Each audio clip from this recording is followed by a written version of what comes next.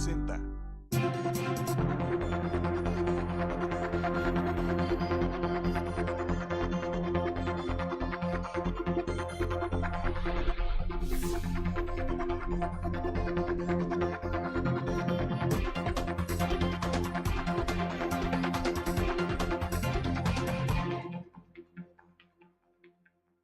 Hola, ¿cómo les va? Yo soy Sergio Valle, bienvenidos a la mesa de pros y contras. Esta noche voy a platicar en esta mesa con el delegado del Instituto Mexicano del Seguro Social en Sonora, con Guillermo Noriega Esparza, que ya está con nosotros aquí. Memo, ¿cómo estás? Muy bien, Sergio, muchas gracias, buenas noches. Bienvenido. A ver, me fui Gracias. rápido con la presentación, no hice mucho porque de todos modos ya eres una persona muy conocida por tu actuación en la escena pública.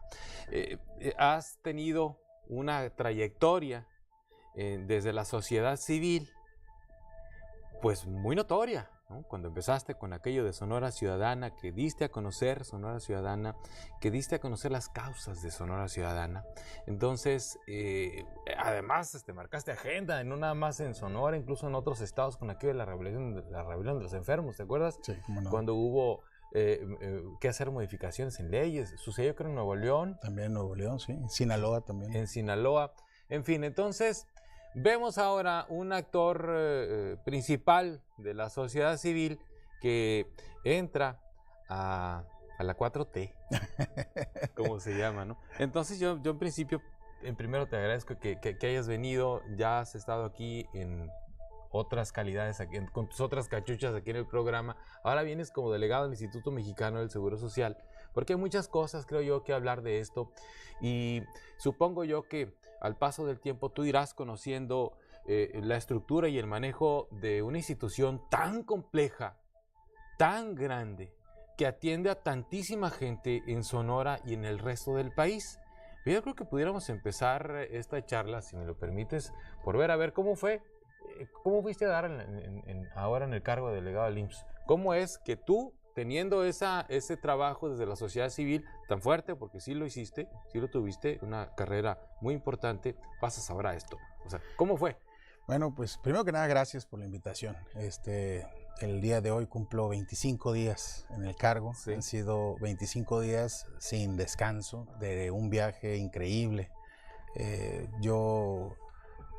Pues como bien dices, pues me he dedicado a la sociedad civil organizada desde inicios de mi carrera profesional, desde hace ya alrededor de 20 años.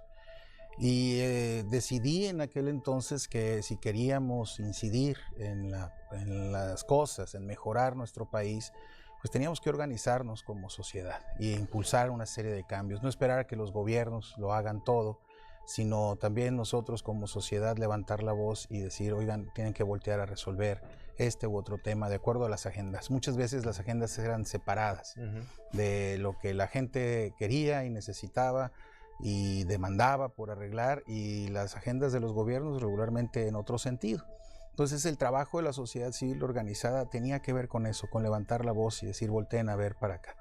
Mencionas el trabajo en Sonora Ciudadana, que fui su director durante 11 años, y pues antes pues, no se hablaba de transparencia. Cuando empezamos allá en el 2004, no se hablaba de gobierno abierto, rendición de cuentas no estaba en la agenda pública. En la agenda. El tema de la transparencia, el tema del combate a la corrupción. No existía. Nada de eso. Venimos a ponerlo en la mesa, a hablar de conflictos de intereses, a hablar de una serie de temas que ni normados, ni siquiera en la agenda, ¿no? Entonces, sembrar unas semillitas para después empezar a cosechar. Desde ahí pues colaboramos para elaborar la Ley General de Transparencia de todo el país. Yo coordiné ese trabajo allá en el Senado de la República. Desde ahí empezamos a impulsar una serie de perspectivas. Cuando digo perspectivas me refiero a que la transparencia como tal, el derecho a la información como tal es importante, que tú sepas en qué se van tus impuestos, pero también es importante que los puedas usar. Entonces nosotros en Sonora Ciudadana, con la rebelión de los enfermos, precisamente demostramos, fuimos los primeros a nivel nacional en demostrar que el derecho a saber te podía, como derecho humano, ayudar a ejercer mejor otros derechos. Y en ese, por ejemplo, nosotros elegimos el derecho a la salud como fundamental. Entonces empezamos a usar la transparencia para mejorar los servicios de salud.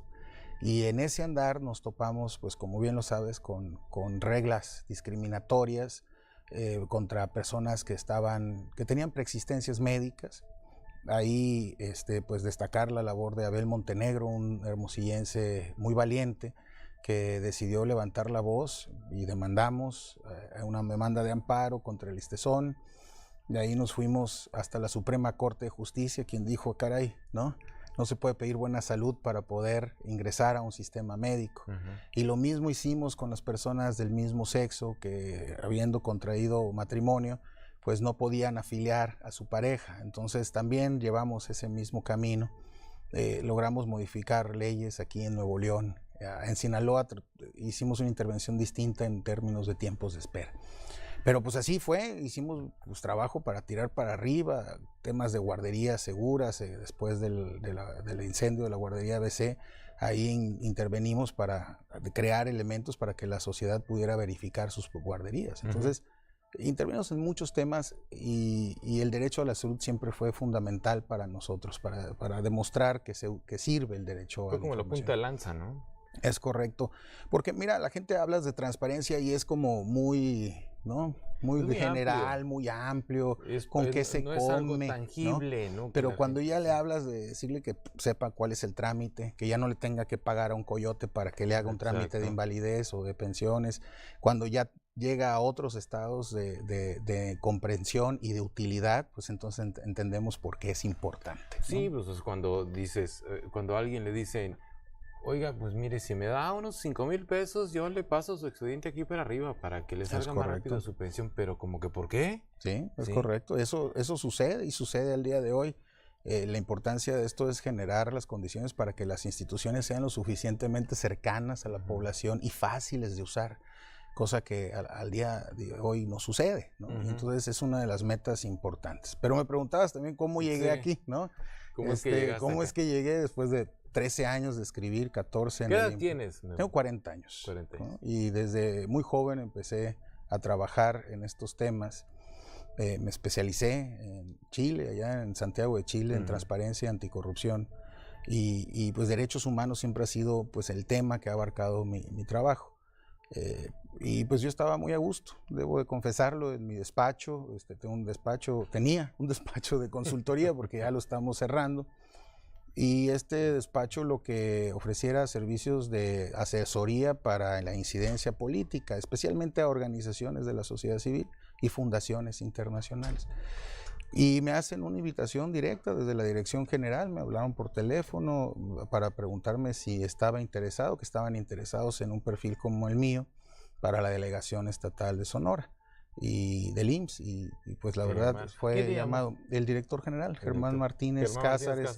¿Ya lo conocías? No lo conocía, de hecho le pregunté yo directamente pues cómo dio conmigo, ¿no? Y ¿quién le pasó mi teléfono? ¿Cómo le hizo, no? Y me comentó que un papá de la guardería ABC le había hecho la recomendación, que él preguntó, pidió una recomendación con ciertos perfiles y él le comentó que mi perfil, mi nombre, ya me investigó, me dijo y pues me ofreció esta responsabilidad.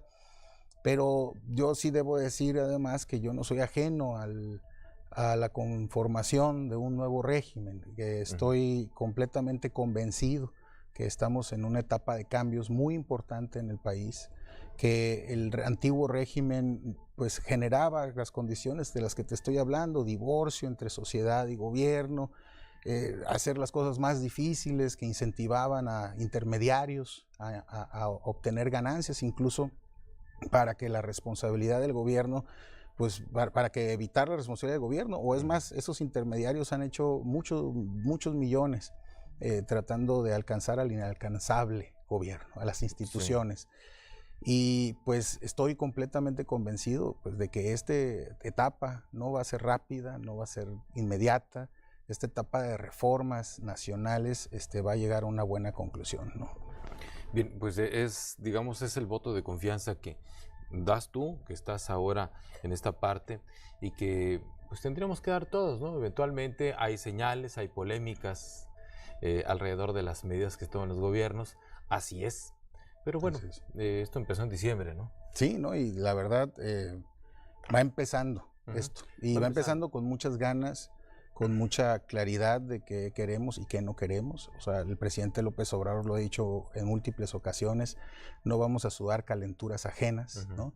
Los errores que se han cometido en el pasado no necesariamente los tenemos que pagar nosotros como nuevo gobierno, y la idea es arreglar progresivamente cada uno de los problemas que sufren en el día a día la gente y arreglarlos de distintas maneras. Algunos son normativos, otros son incluso de actitud, como en cómo se relaciona la gente, o más bien el servidor público con la gente. Y en eso creo que es fundamental el centro de mi propuesta para el Instituto Mexicano del Seguro Social, que es la calidez. En términos de calidad, no menos de lo que tenemos, y resolver ciertos problemas que ahorita platicaremos. O sea, a raíz de que tú aceptas, me imagino que lo consultaste con amigos, con tu familia, porque estas cosas se consultan y se hablan, claro, en esos ambientes, en el familiar, en el de los amigos y profesional. Trabajaste, si es que no tenías ya avanzado algún estudio, algún análisis sobre lo que estaba sucediendo en ese momento en el IMSS antes de caerle ahí a la responsabilidad, ¿no? Sí, pues de hecho, pues no es algo nuevo, ¿no? Para mí el instituto sí es nuevo conocer de adentro las reglas que hay. El IMSS es una institución gigantesca.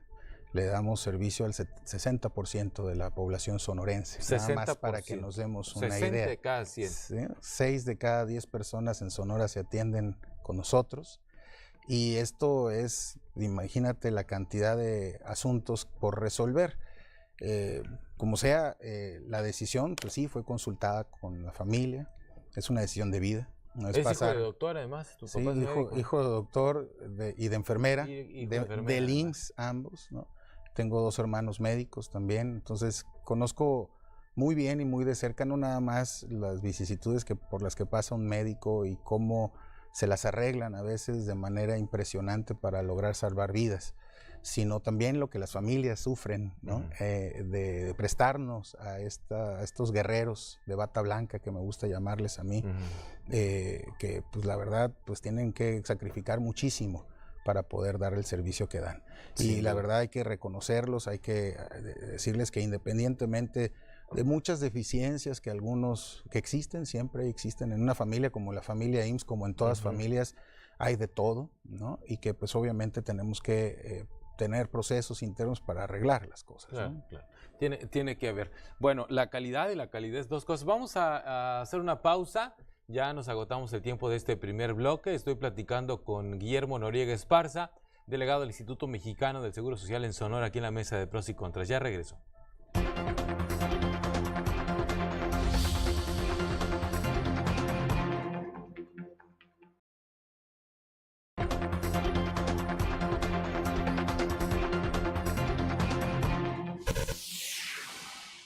Voy ahora sobre el segundo bloque de esta charla con el delegado del IMSS en Sonora, Guillermo Noriega Esparza. Bueno, estábamos mencionabas esta parte, Memo, de cómo los médicos, las enfermeras, los enfermeros se esfuerzan por sacar adelante a los pacientes a veces con lo que tienen, con lo que hay.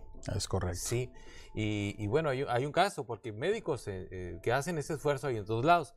Estamos viendo el caso de Magdalena, por ejemplo, la semana pasada. ¿Sí? De estos médicos que adaptan un garrafón para ponerle, para que haga las veces de casco de oxígeno, ¿no? De una bebé recién nacida. Y de repente surgen voces linchando a los médicos o a los enfermeros sobre el trato. Eso pasa en parte, tú corrígeme, porque no conocemos muchas veces los protocolos internos o no conocemos muchas veces la falta de equipamiento con la que trabajan los médicos. Sí, fíjate que yo al ver en redes sociales, que por cierto, una disculpa, todas las redes sociales que no he podido ni voltear mucho a ver el Twitter. Pero porque tú eres muy tuitero, además. Sí, pero una de esas que entro a ver qué está pasando y demás, veo la foto y inmediatamente hablo y me dicen, no fue en ninguna clínica del IMSS, sí, tranquilo, tranquilo, no fue aquí, pero sí que es importante decir que el trabajo de los doctores o los médicos es uno. Hay, como te digo, experiencias buenas, experiencias malas. Uno de mis objetivos es mejorar, como te digo, la calidez. Afortunadamente la tecnología ha venido a cambiar la práctica médica, ¿no? Pero también ha venido a veces a a divorciar el trato cálido de tú a tú entre el médico y el personal médico con el paciente, que viene, y lo tenemos que tener claro, viene en un momento de vulnerabilidad muy difícil. Una persona que está con sufriendo. Familia pues preocupada, con mamás preocupadas por sus hijos o hijos preocupados por la salud de sus papás. Entonces, esta parte cálida de la atención es un trabajo que tenemos que hacer mucho, que tenemos que prender ahí las alertas y desarrollar los programas suficientes como para que los profesionales de la salud no pierdan esa calidez. El trabajo nuestro, de quienes estamos del otro lado, de los administradores, es que no falten este tipo de insumos. Y pues yo te diré que en el IMSS el problema de desabasto de medicamentos no es tal, no es tan grande, digámoslo así.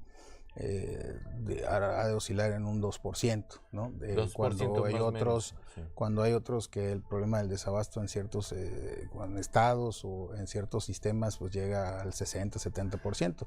En nuestro caso, el problema del IMSS, el principal problema son los tiempos de espera, en segundo nivel especialmente. En primer y segundo nivel. Ahí la gente que llega a urgencias, por ejemplo, y se saturan de repente y no hay suficientes espacios para atenderles a todos, o que en segundo nivel no hay suficientes camas y que eso genera un cuello de botella, y pues si no puedes subir a las personas de urgencias a piso, como sí. regularmente se llama, porque hay demasiada gente en piso, pues ya se vuelve un problema más estructural. Porque hay gente esperando ahí, ¿no? Es correcto. Pero ese cuello de botella, digamos en piso, como se le llama, se da por dos razones fundamentales, que lo tenemos muy bien identificado. La primera es por falta de camas, ¿no? Por falta de espacio, de infraestructura y de equipamiento, que es, digamos, una parte importante, pero la principal parte es porque no tenemos médicos. De las cosas que más me han sorprendido a mí en estos 25 días, faltan médicos en el IMSS. Nosotros al día de hoy tenemos casi 300 plazas listas, ofreciendo a los médicos que vengan a Sonora, y no nos damos abastos. Y nos faltan urgenciólogos, médicos internistas, ginecólogos, pediatras, traumatólogos, y no se dan abasto, no se cubren las plazas. Entonces hay un déficit nacional importante de médicos especialistas, y pues todo como se fue construyendo, ¿no? El andamiaje institucional y normativo de los últimos años ha dado por resultado que pues se gradúan médicos. El día de hoy tuvimos una graduación de residentes, especialistas, pero de cada 10 que se gradúan, pues nosotros necesitamos 25. Oye, a ver, pero este es un buen dato, ¿eh? Les faltan médicos al IMSS. Alrededor de 300 plazas de distintas especialidades. En distintas ciudades, sí. En distintas ciudades. ¿Qué pasa? ¿Por qué no? O sea, faltan el que se gradúen más médicos. El país no está produciendo los suficientes médicos especialistas, ¿no? Ahí, después de que sale un médico de la carrera y se hace su internado y demás, hay un examen nacional de residencias que es muy complejo, muy difícil de pasar, y los lugares para formar especialistas son muy limitados, y eso genera el cuello de botella. A partir de ahí se avientan su residencia y es todavía más reducido el número de aquellos que se gradúan. Entonces te digo, nosotros necesitamos 10, se gradúan 4. Oye, ¿no? A ver, te voy a poner ahí un camino hipotético. Faltan médicos. Por lo tanto, los que tienes están sobrecargados de trabajo. Correcto. Sí. ¿Faltan enfermeras también? También. Bueno, faltan médicos y enfermeros. Entonces, médicos y enfermeros están sobrecargados de trabajo. La sobrecarga de trabajo inevitablemente en algún momento te va a llevar al agotamiento. Es correcto. Físico, mental. Emocional. Emocional. Igual. Sin dormir, además. Sí, sin dormir. Entonces, ese agotamiento se puede traducir en falta de calidez. Falta de calidez. Insensibilidad. En mal humor. Es correcto. En falta de sensibilidad, en frialdad para tratar es correcto. A los derechohabientes, a los enfermos. Correcto. ¿No? Es un problema que ya diste con el diagnóstico, efectivamente. Sí. Es eso. El objetivo que debemos perseguir es producir más médicos y atenderles mejor. Y de hecho, el 4 de marzo vamos a estar en México en una cosa que le llaman el draft, que es un lugar donde vamos todas las delegaciones estatales, mostramos Sonora, ponemos un stand, le decimos a los médicos, vénganse a Sonora, ¿no? Una expo. Sonora, sí, haz de cuenta, tenemos tales plazas en tales ciudades, vente a Nogales, tenemos un hospital nuevo en Nogales, enorme, con gran equipamiento, pero no tenemos médicos. Oye, yo pensaría que Nogales puede ser una plaza atractiva, está cerca de la frontera. Bueno, ahora con estas modificaciones que ha hecho el gobierno federal al tema del IVA, del ISR, las gasolinas, el salario mínimo, etcétera, estar cerca de la frontera que resulta atractivo para algunas personas, pues estaría bien. ¿Ni así? Pues esperemos que este año superemos la meta. ¿Cuánto pagan? Pues ¿cuánto le pagan a un doctor? Pues también oscila. Pues ese también es un tema importante. Sí. No son tan bien pagados como uno quisiera.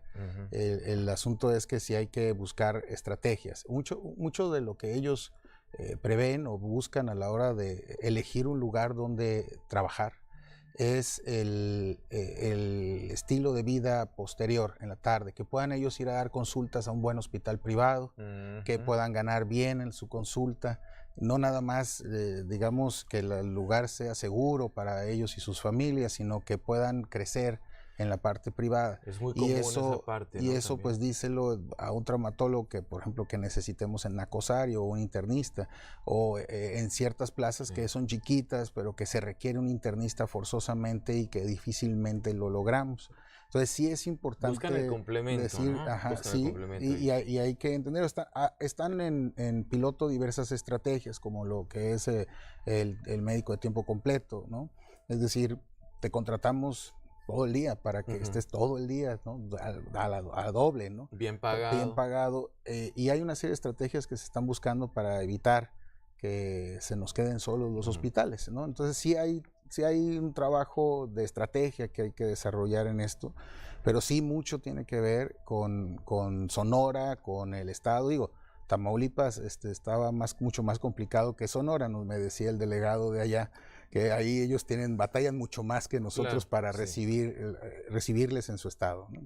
Sí, bueno, Tamaulipas Así es. Estuve hace un par de años allá yo en Matamoros, y bueno, allá las historias que se escriben son tremendas. Son tremendas las historias que se cuentan, porque además son ciertas. Sí, lo peor de todo. O sea, lo peor del caso es que son ciertas, entonces no quiero saber el caso de los médicos. El caso de los médicos en Tamaulipas. Entonces, bueno, faltan médicos, faltan enfermeras, no faltan instalaciones, no falta equipamiento. Sí, también tenemos casos del terror, debo decirlo así. Basta ver fotos de las calderas del hospital regional que tenemos, por ejemplo, en Navojoa.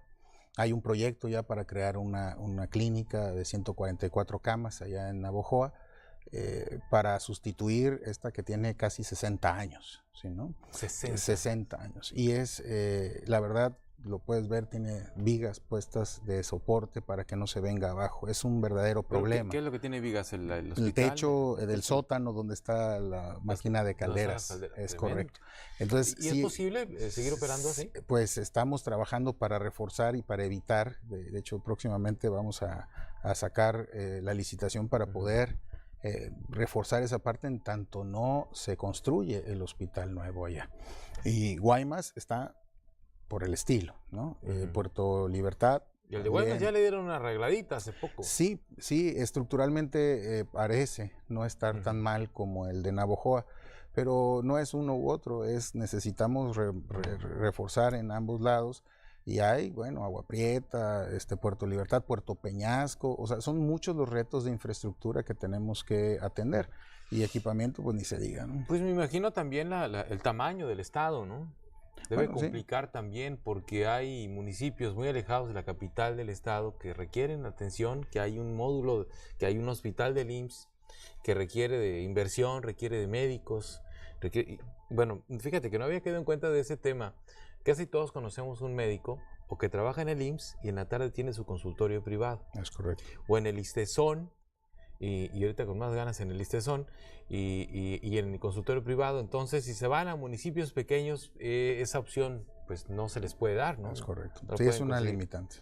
A ver, es 60% de la población, de 60% de la población, me imagino que se concentran en ¿Dónde se atiende más? ¿Hermosillo, Obregón? Hermosillo, Obregón, Guaymas, Nogales, ¿no?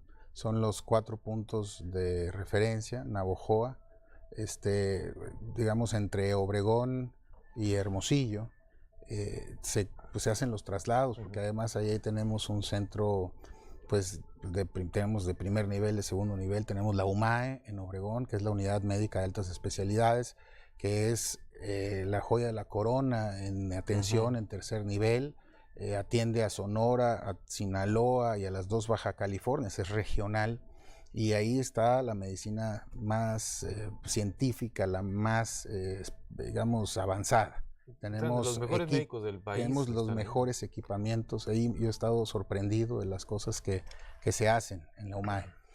Hermosillo, que pues bueno, de aquí pues vienen a atenderse personas que no tienen los especialistas pues en prácticamente todo el norte y la sierra.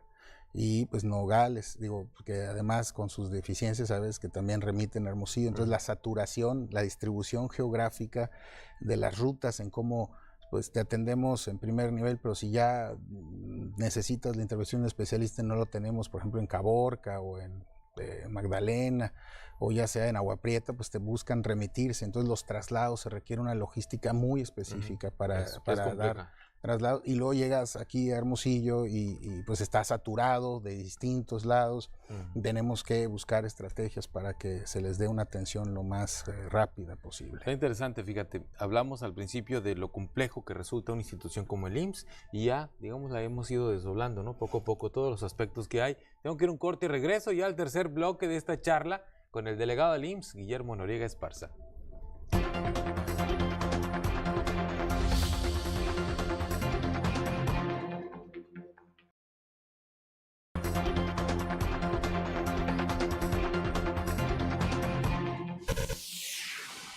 Guillermo Noriega Esparza es el delegado del IMSS. Vamos al tercer bloque. ¿Hay algún tipo, Memo? Y ahorita aquí, a ver, antes de seguir, aquí hay un dato que ya tenemos sobre la cantidad de personas que se atienden en Sonora. Sí.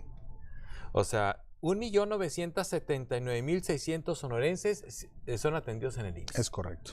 Son los derechohabientes. Son los derechohabientes. Los afiliados directos, 588,000.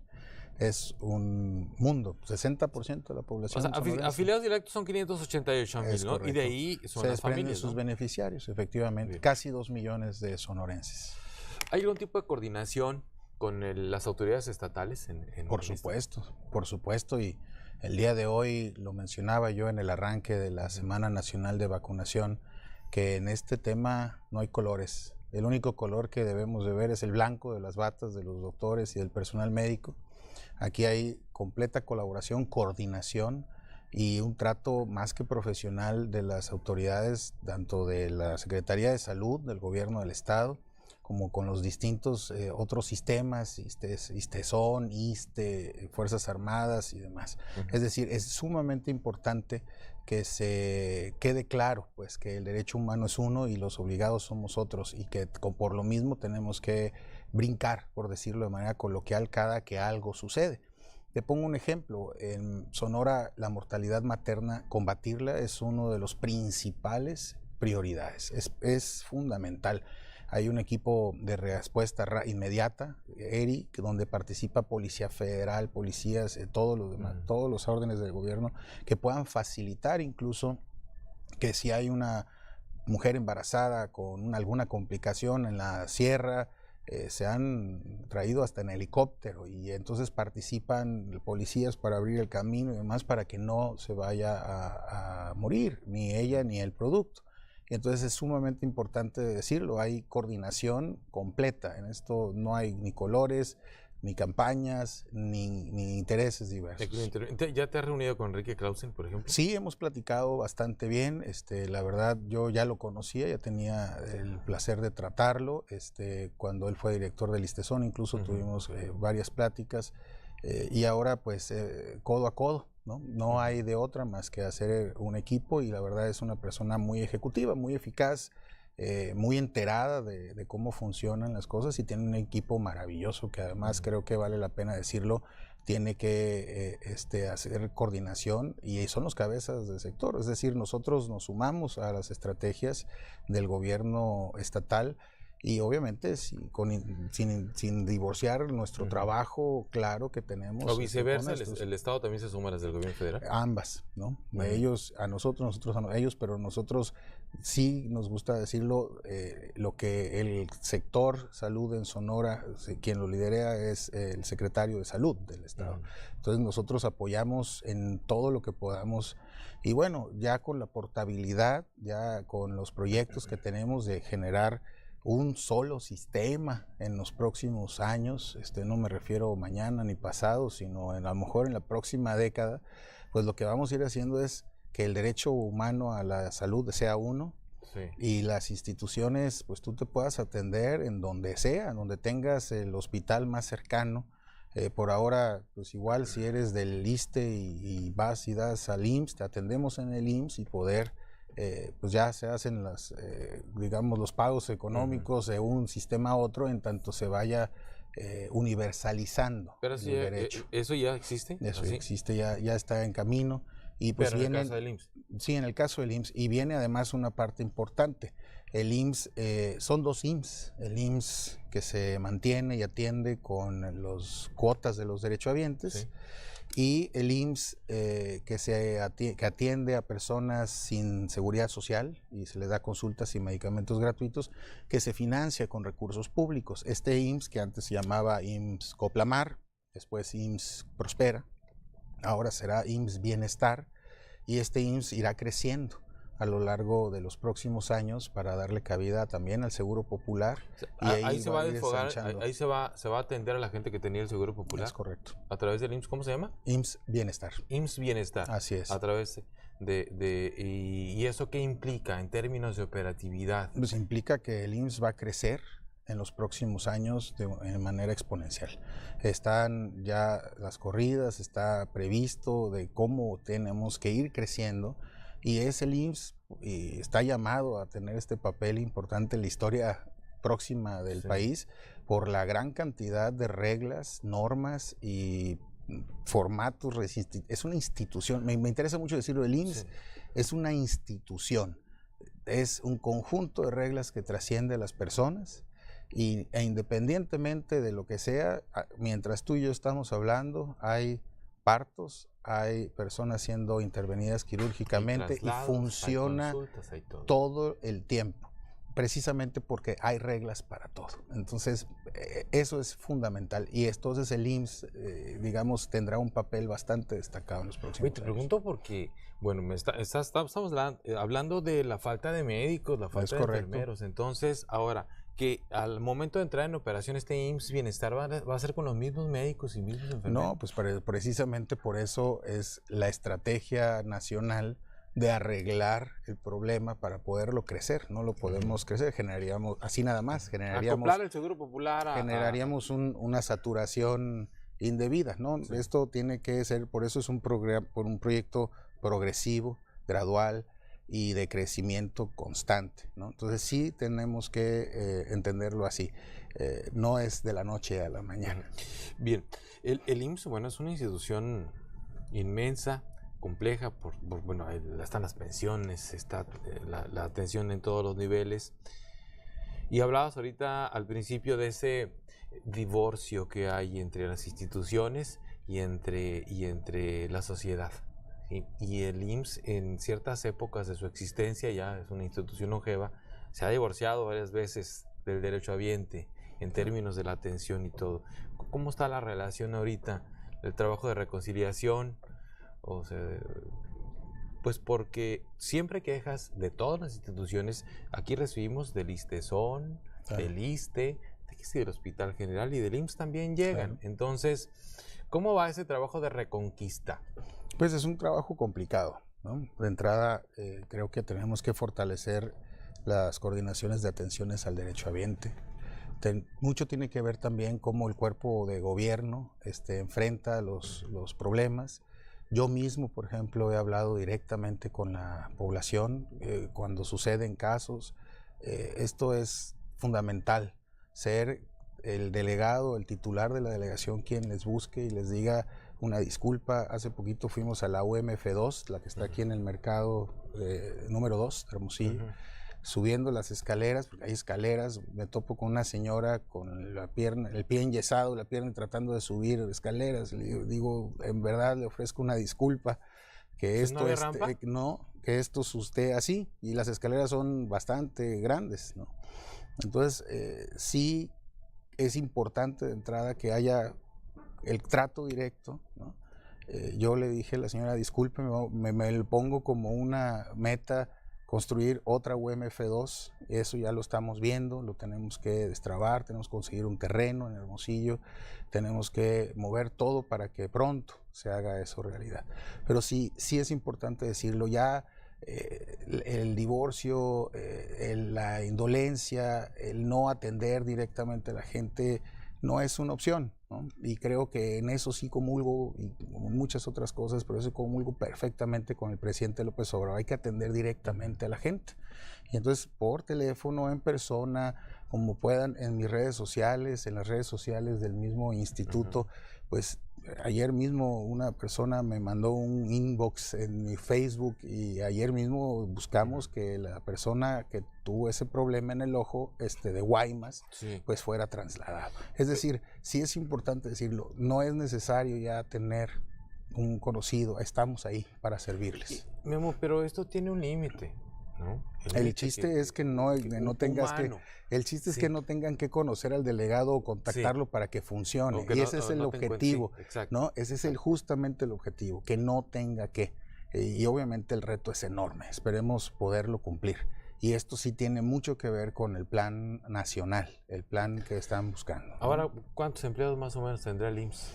Pues tenemos casi 15,000 empleados. Alrededor de 15,000 empleados. Es correcto. Para atender a 1,979,600 personas. Sí, hay veces que, por ejemplo, los médicos, no hay veces, en su mayoría estamos sobrepasados. Hay UMFs en las que no, porque hay médicos, enfermeras en proporción a lo que la Organización Mundial de la Salud determina. Hay otras unidades que no, que suben la media de atención y pues difícilmente podemos hacer frente de manera inmediata. Hay estrategias, como te digo, que estamos buscando, movilizar las unidades móviles, estos camiones que van y tratan de desfogar cuando hay un problema. Hay diversas estrategias que estamos viendo, pero sí es importante decir, es creación de infraestructura, ¿no? Y es tener el capital humano para atenderles. A ver, vamos ahora así como que por partes. Infraestructura. ¿Hacia dónde tiene que crecer el IMSS en materia de infraestructura? ¿En qué municipios? Pues te decía, Navojoa, y así que el Valle del Mayo no todos se tengan que ir a Obregón, ¿no? Que se queden en Navojoa, se puedan atender y que únicamente los casos de tercer nivel puedan llegar a Obregón. En Hermosillo tenemos que fortalecer pues en todos los niveles, la verdad, están saturadas aquí las clínicas. En Puerto Peñasco es fundamental, en Nogales necesitamos obviamente más médicos, ¿no? Porque ahí también hay un muy buen hospital. En Agua Prieta, ¿no? Necesitamos fortalecer allí. Cananea también es fundamental. Es decir, si volteas, es para donde voltees, necesitamos fortalecer ya sea una unidad médica familiar o ya sea ya un hospital. ¿Cuánto costará todo esto? Pues depende, ¿no? Depende del lugar. Una clínica como la 14 de aquí de Hermosillo, puede oscilar alrededor de los 200 millones de pesos, ¿no? Y entonces, pues las prioridades están siendo estudiadas, ¿no? En dónde sí, en dónde no. Guaymas, insisto, es un tema fundamental. Tenemos una fuerte industria maquiladora ahí que aportan muchos recursos para el IMSS y muchos patrones, incluso debo decirlo, comprometidos en pagar, pero sí necesitamos proporcionarles un servicio también adecuado, ¿no? Que igual no está acorde. Igual es importante decirlo, de Guaymas o se trasladan a Hermosillo, se trasladan a Obregón. Entonces sí es un tema la distancia, el tamaño de nuestro estado y la ausencia de los recursos suficientes. Pero sí creo que vale mucho la pena decir, estamos justamente en el momento clave para tomar las mejores decisiones. Y es un momento fundamental, no nada más la construcción de un nuevo régimen, sino nuevos entendimientos. Sí, claro. Entonces sí es importante dejarlo en claro, pues, ¿no? O sea, no hay inercias en este tema, necesitamos evolucionar. ¿Hasta qué punto tú puedes ser autónomo en tu función como delegado aquí? Bueno, es limitada las facultades de un delegado como tal. Yo no puedo, por ejemplo, decir, no, se va a hacer mañana y se va a iniciar la UMF2, la nueva aquí. No funciona así. Tenemos oficinas centrales, tenemos un procedimiento para cada cosa. Te digo, es una institución, el procedimiento siempre va a recaer en que la estrategia que se tiene a nivel nacional sea coherente. Yo puedo ahorita decir, necesitamos forzosamente otro hospital en Hermosillo, de tercer nivel, de segundo, ¿no? Y a nivel nacional me va a decir, espérate, porque la cobija no está tan grande y en Oaxaca, en Chiapas necesitamos ese dinero. Entonces empieza como a igualar, se igualan las prioridades. Sin embargo, pues creo que tenemos un compromiso bastante grande y la verdad, pues no todo está en mis manos. Yo debo de decirlo y aceptarlo también así. Entonces yo más bien soy un gestor. Soy un necio que va a las oficinas centrales a tocarles la puerta y a incidir. Como antes lo hacía desde la sociedad civil, estar tocando puertas y estar insistiendo, oigan, necesitamos, esa parte no más va a cambiar de que ahora ya estoy dentro del instituto, pero yo sigo siendo un aliado de las causas de la población, ¿no? Vamos ahora al tema de ABC, los padres, los niños que quedaron con secuelas. Es un tema, este año justamente se van a cumplir 10 años de esa tragedia. 10 años. Tú has podido documentar a lo largo de estos años una serie de situaciones que se han dado y bueno, me estás contando que un papá de la guardería ABC fue quien te mencionó a ti como probable, como un prospecto adecuado, con un perfil adecuado para ser el delegado del IMSS. Recientemente se dio este tema de que se les había cancelado, suspendido el servicio subrogado. ¿Ya está resuelto todo esto? ¿Esto se ve desde la delegación a tu cargo o se ve desde la Ciudad de México? ¿Cómo se resuelve esto? Bueno, decirte que el tema ABC es fundamental. Nunca antes un delegado se había metido al tema. Nunca, ¿no? Eso se manejaba desde oficinas centrales y eso incrementaba el divorcio, Sergio, ¿no? Sí. Eso incrementaba la distancia y es un tema bastante sentido, bastante sensible. Yo los he acompañado y se los he dicho a ellos desde el primer día, ¿no? Creo que me he perdido una a lo mucho de las marchas o dos, y siempre he sido un aliado de su clamor por justicia, ¿no? En este caso no dejo de ser un aliado, soy también un gestor de ellos. En el caso del CAICE, que es el Centro de Atención Inmediata a Casos Especiales, que es una estilo clínica que ayuda a los papás a obtener el mejor servicio médico, ya sea aquí o fuera, en México, en otros lugares. Es una institución de reparación, de remediación más bien, de reparación integral del daño, en lo que respecta a la atención médica. Y por una auditoría de la Auditoría Superior de la Federación se documentaron gastos excesivos, se documentaron irregularidades en el uso de los recursos del CAICE, cosa que me parece inaudito. Al yo llegar a la titularidad de la delegación, pues vi y me pusieron de frente esta situación, que se habían suspendido la atención. Costó trabajo, reincorporar, costó trabajo administrativo, técnico, de cómo hacer que sí funcionen las cosas. En este caso, pues la delegación por primera vez entra al quite y dice, momentos, si todavía no es posible porque hay ausencia de reglas, porque las reglas que existen fueron ya calificadas como deficientes por la Auditoría Superior de la Federación, la delegación, digamos, pega el brinco, dice, pues lo hacemos a través de las cuentas de la delegación. Entonces estamos cubriendo nosotros mismos esta parte para que los papás y los niños, los papás y demás no tengan ninguna afectación en sus ¿Fue resuelto este tema? Ya fue resuelto, te lo digo así, no dormí durante las primeras 2 semanas, pero ahí está mi primer gran triunfo, poderles decir, esto ya pasó un mal trago. Esperamos que haya nuevos acuerdos del Consejo Técnico para que este espacio se sane, ¿no? Claro. Que sane Había vicios ahí que se cometieron en exceso. ¿Cuántas personas, Memo, son las que están atendidas alrededor de este tema ABC? Pues en el CAICE alrededor de 1,200 personas. 1,200 personas. Así es. Relacionadas con el tema ABC. Relacionadas con el tema ABC, ya sean niños lesionados, papás y familiares de niños fallecidos, niños expuestos y sus familiares igual. 1,200, bueno, es una cantidad importante. Es una cantidad, ¿no?, enorme, sí. Y obviamente requiere una capacidad administrativa, técnica de poderles atender y poder procurar el mejor tratamiento de sus padecimientos, ¿no? Antes de que se nos acabe el tiempo, vamos al tema de las guarderías, porque ese es todo un tema, el tema de las guarderías para que no se nos vaya. Ya ves lo que está pasando con las guarderías de Sedesol, etcétera. Lo que está pasando con la política que cambió, pues, sin que entremos en eso, para no meterte en esos aprietos. Gracias. Sí, pero en estos otros sí te voy a meter el tema de las guarderías. ¿Va a permanecer el esquema de las guarderías subrogadas? ¿No hay ningún plan a futuro de modificar esos planes? Al día de hoy no hay un plan para modificarles, ¿no? Al día de hoy es un sistema, pues, que sí tiene sus críticas, tiene sus pros y sus contras, pero que atienden a una buena parte de la población derechohabiente. Tenemos en Sonora 70 guarderías subrogadas, 5 ordinarias. Las ordinarias son las que opera directamente el IMSS. Opera directamente el IMSS a partir de la delegación, y hay 70 subrogadas, distribuidas en todo el estado.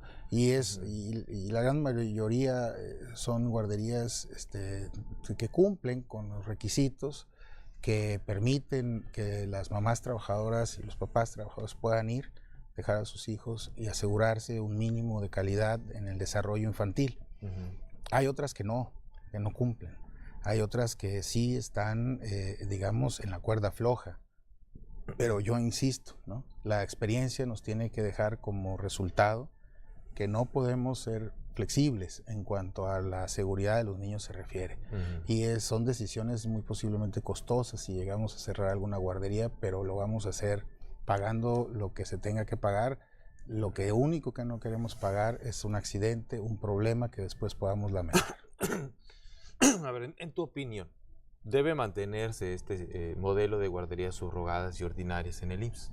Bueno, es que, amén de mi opinión, no, hay una necesidad, ¿no? Ahí está la necesidad, y la política institucional está en revisar, en fortalecer el servicio, y pues veremos que cuando se dé el debate, si es que se pone en la mesa de debate. Al día de hoy no lo está. Si se pone en el debate la continuidad o no de este sistema, pues habrá que escuchar todas las voces y hacerlo de la manera más participativa posible. Yo creo que la necesidad es imperante, ahí está. Es real. No podemos cancelárselo a la sociedad de un día para otro, ¿no? A ver, entonces son 70 subrogadas, 5 ordinarias, no todas están funcionando en condiciones óptimas. ¿Ya tienen ubicadas las que no? Claro. Sí, ¿Y qué están haciendo al respecto? Pues estamos trabajando durísimo. Fíjate, mi primer evento fuera de oficina fue ir a visitar y revisar una guardería. Les cayó Operación Chahuistle, les digo yo. De repente me lo estoy aventando. Vámonos, sorpresa. Funciona muy bien, ¿eh? Sí, y a sorpresa le caímos a una guardería. Llegamos a levantar, a ver cómo están. Me tocó quitar un extinguidor que ya se andaba cayendo. Podía caerle encima a un niño. Yo nomás lo moví, se cayó. Y pues es importante porque se hacen agendas de mejoras preventivas, queda constancia, y derivado de, si no cumplen con el programa interno de protección civil, se rescinde el contrato, o sea, de manera directa y unilateral. Hay obviamente problemas derivados de esto. También la operación Chahuistle ha funcionado. Fuimos a la UMF2 también, por ejemplo, les caímos directamente y sin avisar. Y obviamente, pues, me tocó, por ejemplo, ir a los baños. Terrible situación de los baños, que llevó, entre otras cosas que me topé, una gotera, etcétera, etcétera, que pues la verdad le tuvimos que decir adiós, le diremos adiós al administrador, ¿no? Sí. Porque no podemos permitir que, a pesar de las condiciones de infraestructura, haya desatención por parte de. Entonces, con toda esta lógica, me interesa mucho decírtelo. No es que yo vaya a estar encerrado en un escritorio. Mucho va a ser eso: salir, entrar, verificar, y hacer agendas de mejoras. Cuando no se pueda, pues vamos a tener que rescindir el contrato de la guardería, y en otros casos igual habrá que litigar, porque pasan cosas extrañas. Los municipios de repente le otorgan permisos a establecimientos cerca a de las guarderías y no les importa que cerquitas fíjate que estén, no entramos en esa parte, porque muchas veces tú puedes tener los mejores, y lástima que ya nos quedan como unos 5 minutos más o menos de programa, porque pueden ustedes tener todos los cuidados y supervisar adecuadamente todo, ¿sí? Y funciona, 3 minutos dice el productor que queda, y funciona bien la guardería, pero resulta que después alguien en el municipio da un permiso de uso de suelo para una gasolinera, ¿no? A una cuadra o a unos metros, ¿no? Es correcto. Entonces, ¿qué hacen ustedes? Sí, ahí tenemos un verdadero reto, un verdadero problema, porque es una cosa que ha estado sucediendo cada vez más, ¿no? Y el problema es con los municipios. Sin embargo, si no cumplen por normativa, nosotros nos vemos en el problema de tal vez tener que cerrar la guardería o pedir la rescisión del contrato. Pero el de la guardería te va a decir, oye, pero yo cumplí. Y los papás van a decir, oigan, yo cumplí, ¿qué onda? ¿No? ¿Sí? Entonces tendremos un reto ahí enorme que vamos a atender. De hecho, esta misma semana es uno de los principales retos, porque ya se acerca el fin de mes. Y el fin de mes pues es un tema siempre recurrente. A quienes sí se les aprobó el programa interno, a quienes no.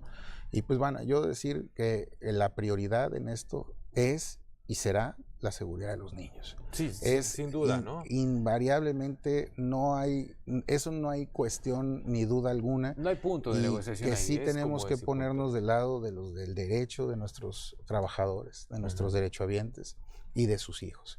Y que si tenemos que pelear contra los municipios para que no se otorguen esos permisos, lo haremos con mucho gusto. Porque al final de cuentas muchas de esas subrogadas es inversión privada, hay gente que invirtió su dinero ahí. Es correcto. Sí, y luego por culpa del ayuntamiento, por un descuido del municipio, claro. Sí, les echan a perder su inversión. Claro. Y eso también muchas veces hasta con crédito, piden prestado para invertir, cosas de esas. Es todo un tema, entonces la coordinación con los municipios. Es impresionante, ¿no? Y la verdad, pues es un reto impresionante, grande, pero bueno, posible, ¿no? Bien.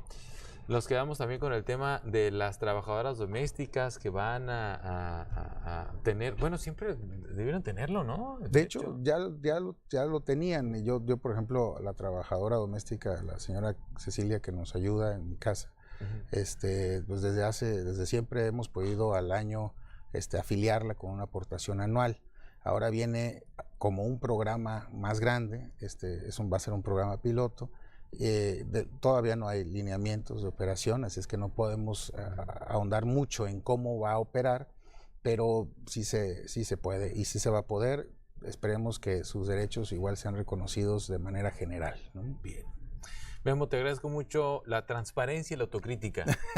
Pues claro, pues es que no podemos no hacerlo así. Digo, venir a decirles que todo es perfecto y que no hay retos por resolver sería mentir. Hay muchos retos, hay muchas cosas por las cuales trabajar. Todo mundo tiene un usuario cerca del IMSS y necesitamos pues darles el servicio que se merecen. Eso no es sencillo, pero pues con la alianza y el concurso de la gente creo que lo podemos sacar. Que te vaya muy bien. Muchas gracias por venir. Muchas gracias, Sergio. Gracias a todos ustedes por atendernos. Buenos temas y además bastantes datos que nos diste. Muchas gracias. A sus órdenes. Guillermo Noriega Esparza, delegado del Instituto Mexicano del Seguro Social aquí en Pros y Contras. Le recuerdo, hay una retransmisión en la red estatal de Televisa Sonora de esta mesa los sábados a las 9 de la mañana. Gracias.